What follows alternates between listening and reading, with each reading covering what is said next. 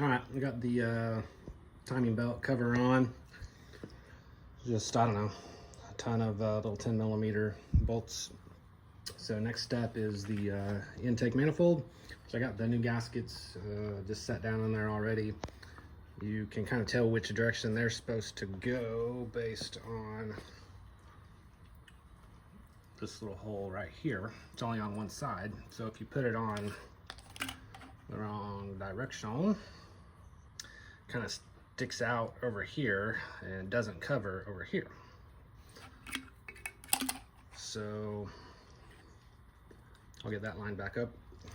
My intake manifold is sitting over there. So I'll mount the camera on a tripod and see if we can get that slapped on. All right, the throttle body mounts in the back. So we'll get it oriented correctly.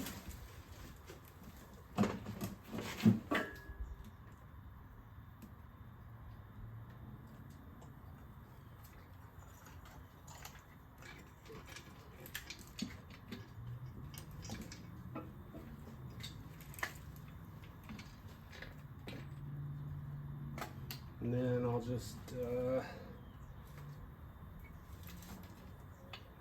check that gasket, get a bolt started. That one is started. There's one down in there I can't reach with my finger. It's this one. That's started. You can kind of look at the gasket while you're doing it. I mean, looks like it's positioned correctly. And if the bolt's going in, it's got to be there. Same thing on this side.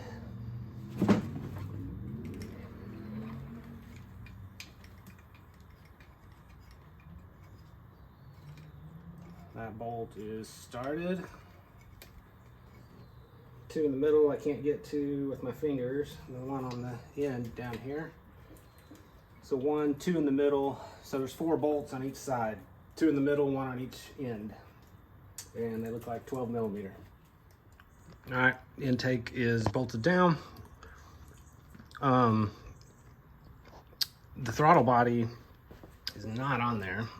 You got a gasket and the throttle body goes on right here, but we're gonna leave it off until after we get this bolted back up to the transmission, because you need that space to be able to tighten down the torque converter bolts. So next step, I got new spark plug wires. And I'll just do those one at a time so I don't get anything mixed up on where they go on the coil, ignition coil. And then I got to start plugging in all the electrical connections and hoses that I can out of car. And then of course there'll be more to do once the engine is in the car. A couple grounds, sensors.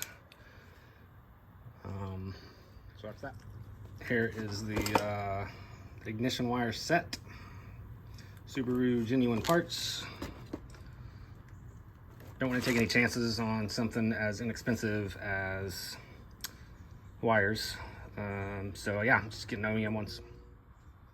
Okay, a couple notes on the spark plugs. They are numbered on the wire, 2, 4, 1 and 3 on the other side. On the coil side, if you do number 4 first, because it's kind of tucked down there on bottom, it's kind of hard to get to. So do it before you do number 2. And on the coil side, well, on the spark plug side too, but especially on the coil side, you got to really push those boots on and you'll feel it click in place, but there shouldn't really be any, where are we at? Shouldn't really be any gap there. But you got to really push down on it pretty hard to get it to click in place. On the spark plugs, same thing. There really shouldn't be any space if those are seated properly on the spark plug, and you got to push on them pretty good, and then you feel it click into place. Okay, I think I've gotten just about all the electrical connectors and hoses that I can do out of the engine on. Some of these metal brackets, you know, I had pictures, pretty good pictures of my engine before, which is handy to reference to get those back in the right place. Only problem I've got, and after doing considerable research, I'm still not sure the answer, is my EGR pipe. EGR screws into the intake manifold up there and should screw into the head right here. So I don't have a tool to get that out, so I'm gonna run up to Harbor Freight or AutoZone, probably Harbor Freight, and get it. Looks like I need to get the seals on there also on the back of the cam. But I'm really worried that that's not threaded, and I don't really want to get into having to cut threads. So I don't know. I'm gonna take that off and see what it looks like in there. Hopefully it's a threaded connection for my EGR pipe.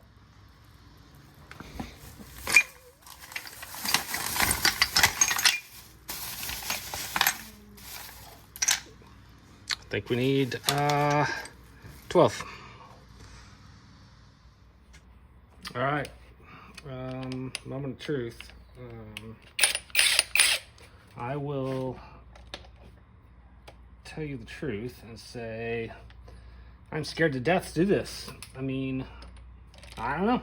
I couldn't find anything that confirms one way or another that this is really the right thing to do, but am I beyond my depth? 100%.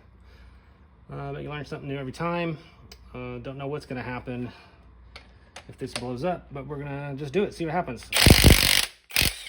Better be threaded. It is, look at that. Beautiful. I was really worried about that, but it's a T25 head. I was thinking it while I was driving, like I got the right casting number for a reason. So why wouldn't it be threaded? But still, I was freaked out by that. People that do this every day probably weren't worried a bit, but I've never done this before. So that was a little scary for me.